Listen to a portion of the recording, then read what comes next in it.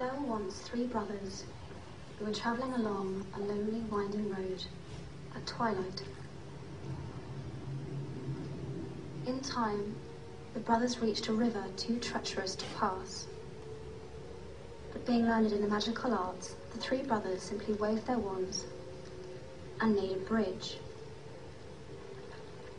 Before they could cross, however, they found their path blocked by a hooded figure. It was Death, and he felt cheated.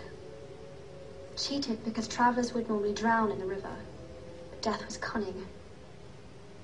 He pretended to congratulate the three brothers on their magic, and said that each had earned a prize for having been clever enough to evade him. The oldest asked for a wand more powerful than any in existence, so Death fashioned him one from an elder tree that stood nearby. The second brother decided he wanted to humiliate Death even further and asked for the power to recall loved ones from the grave. So Death plucked a stone from the river and offered it to him. Finally, Death turned to the third brother. A humble man, he asked for something that would allow him to go forth from that place without being followed by Death.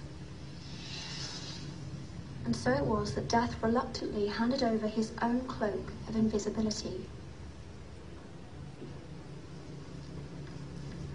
The first brother travelled to a distant village, where with the elder wand in hand, he killed a wizard with whom he had once quarrelled.